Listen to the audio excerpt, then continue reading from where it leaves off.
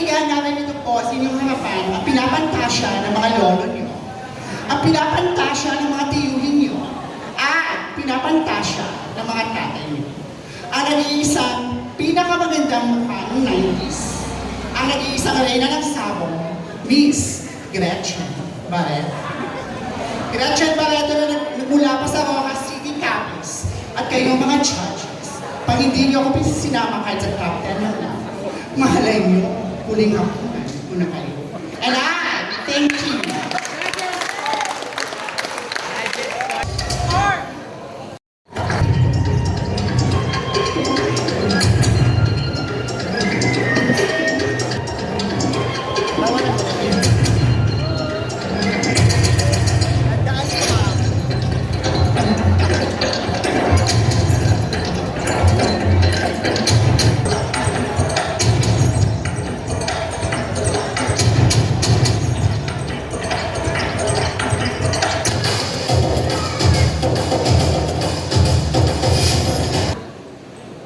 Tonight, each and every candidate wants to be remarkable.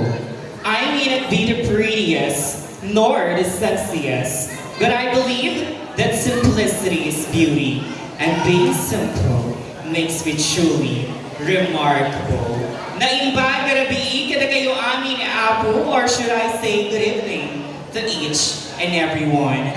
My name is Glade Ramirez, all the way last from the home of the art and home of the Higantes Festival of the Philippines, Municipality of Angono, Province of Rizal. Saying, living in this gender preference is very difficult.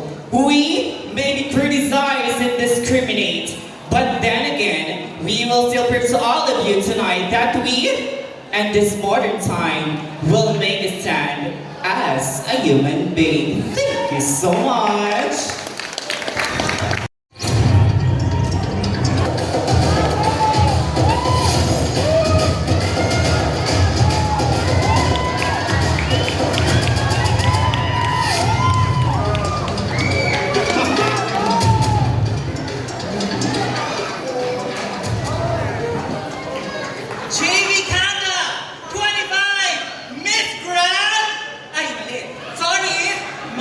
JV Kanda, I am your TikTok creator, known for your Q&A challenge.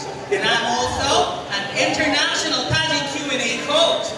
And I am here for my very first pageant here in Barangay Rosario, mula sa kabundukan ni Maria Makili. Ako po ay nasa inyong harapan upang magpasikat at magpakita ng galing.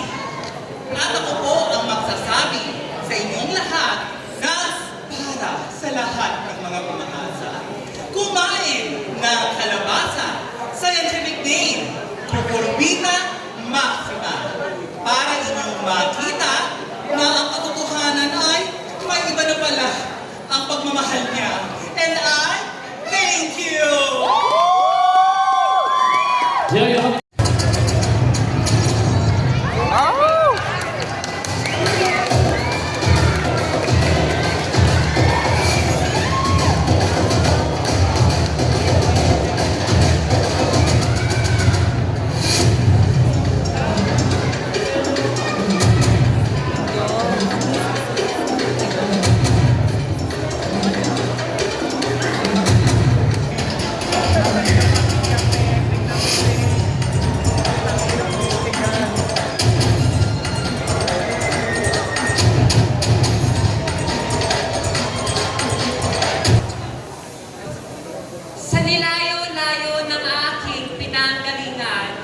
Wala po ba palakpakan dyan? Salamat. By the way, I am Mikay Bautista, just only 19 years old stunner, patrolling all the way from the rising city. Ang probinsyang babalik-balikan, Bulacan. And yes, I am your Miss International Queen, Philippines. Fourth runner-up, and your recently crowned Queen Philippines, Queen International. Again, I am candidate number 4. Mark my number because I'll give you the best show and so remember. Thank you. Today judges is Queen number 4. Judges, your scores, please.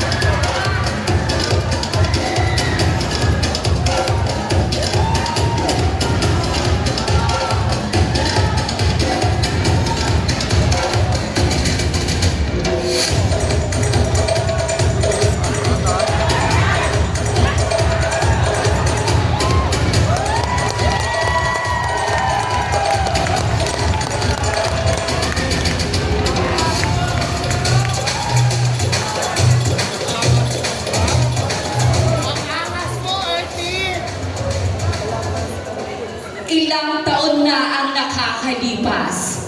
Marapat dapat lang na buhayin na natin si Darna. National costume is not about how big your costume is, how extravagant your costume is, and how colorful your costume is. It is how you show your patriotism in your very own and unique way. Good evening, Rosario! My name is Sandra Den, 24, a customer success manager by profession and an ardent pageant enthusiast.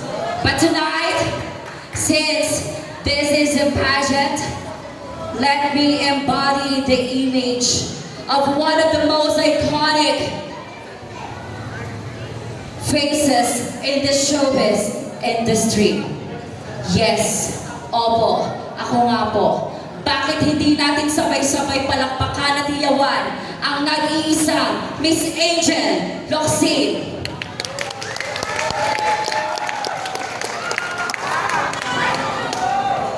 Mamaya ang bato. Angel Locsin singing, if you wanted to be treated as a woman, act like a woman. Because respect is never demanded, but is always earned. Magandang gabi, bayan. Charot. Magandang gabi, Rosario. Magandang gabi, candidate number 5. Judges, your score, please.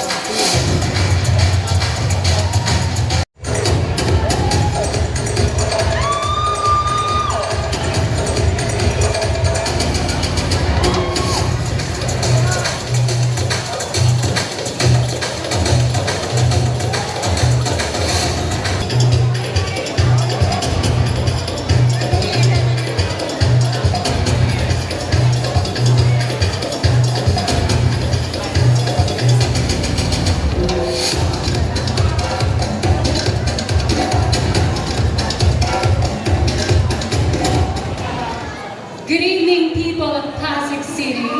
Wala po ba ang palakpakan dyan?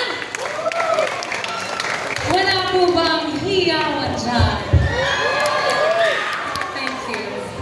In a world where everyone would like to be noticed, I prefer to be remembered. For I may not be the prettiest, the sexiest, or probably not your most talented candidate. One thing is for sure, I am authentic, and I am always ready to give them a good fight. Hello Philippines, hello world. My name is Ash Aldama Simonias, 26 years old, all the way from the historical capital of the Philippines, Municipio Municipality of Kawit, Province of Cavite. And I am proud and humbled to say that I am your first ever Reina ng Turismo 2023. But tonight, allow me to stand by the name of your one and only lady to capture the heart of Mr. Aljur Abrenica. Magbigay pugay sa inyong Reyna Amihan. Ako po, si Miss Kylie Padilla. Miss Kylie Padilla na nag-iiwan po ng isang napakagandang mensahe para sa lahat na ang taong nagpapakataas ang siyang ibinababa at ang mga taong nagpapakababa ang siya na lang itinataas. Thank you so much. Please enjoy the show.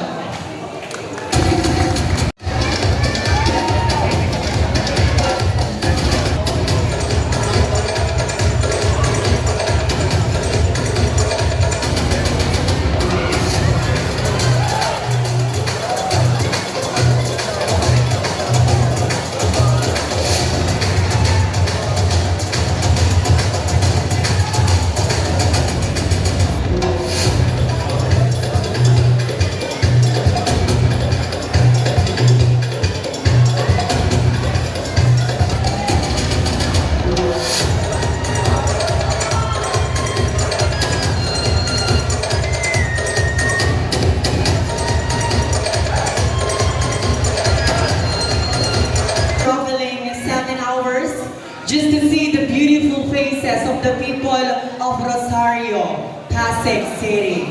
Hi! Hello!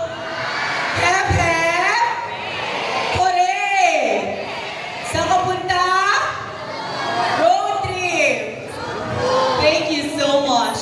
Tonight is a beautiful celebration of diversity, femininity, and inclusivity. And for us, the LGBT community, this event will forever be a proof that we will always be part of what you called society. Na imbag na pintas. Kaya naragsak na rabi kada tayo amin, or should I say, what a glamorous and spectacular evening, people of the land. To our distinguished and honorable panel of judges, ma'am, sir, and to the rest of the audience, magandang gabi po. Standing in front of you is a 22-year-old stunner. I am truly hailing all the way from the far, far land of the Municipality of Umingan, Province of Pangasinan. I am currently taking my bachelor's degree in tourism management in one of the most prestigious universities in Pangasinan, the Finmayupak College of Urdaneta. I am ML Venus Tukay, and for this evening, hayaan niyo po mag-iwan ako ng mga simpleng katagang hindi bastos at hindi nakakatawa, na kailanman sa buhay natin bilang isang tao ay hindi pamantayan ang antas o estado ng pamumuhay. Lagi nating tatandaan na ang tunay na pamantayan ay ang pagmamahal at kaligayahan na handa mong ibahagi sa iyong kapwa. Ladies and gentlemen, I may be your one and only Ilocana candidate, but let me prove to you that we Ilocanos can give you an amazing show. Good evening. Here you have the judges. That is candidate number 7. Judges, your score please.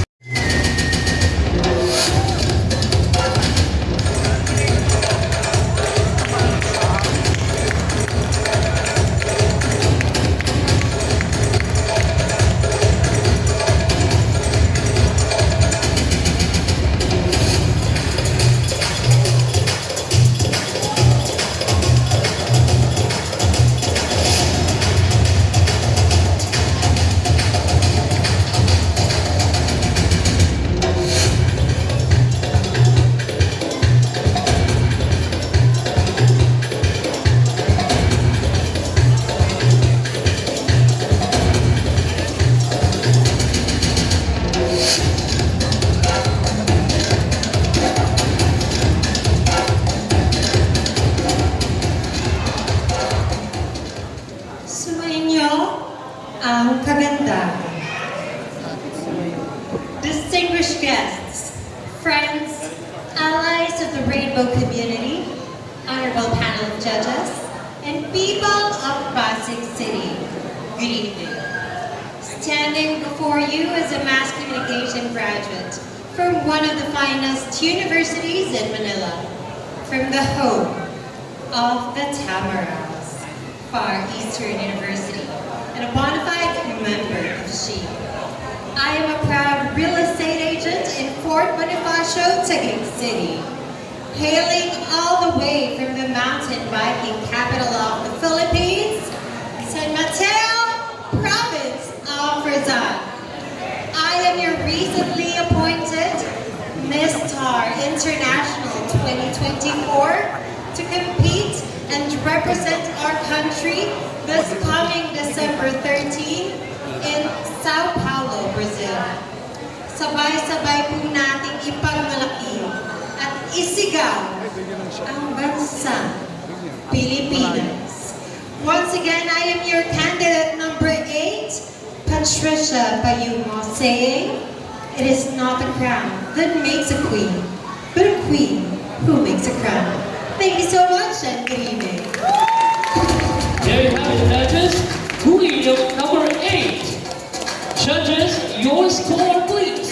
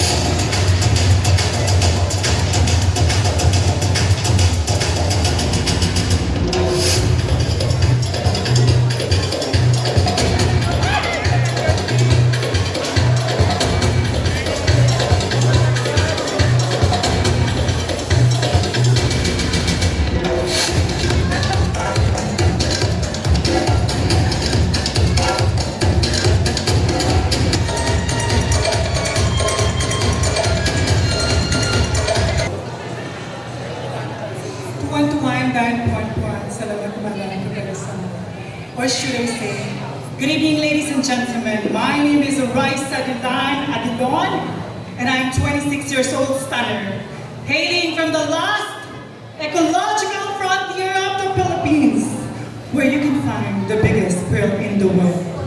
And my costume inspired as the Batak Triangle of Puerto Princesa City, province of Palawan. And I am newly appointed Miss Universe Trans 2024, and it will be held at India. And the contest will be on November 14. Please support me, ladies and gentlemen. But tonight, allow me to stand by the name of your one and only, ang babaeng sa. Bakit hindi po natin sabay-sabay hiyawan at palakpakan? Binibining Ina Raymundo.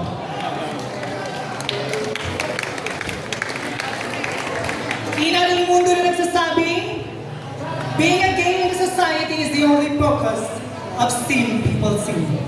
But tonight, ladies and gentlemen, let's break the stereotype about that. Because you can be whoever and whatever you want it to be, as long as you don't trample on anyone's happiness in life. Again, ladies and gentlemen, my name is Raisa Dilan Aguilon, your one and only Ina Raymundo.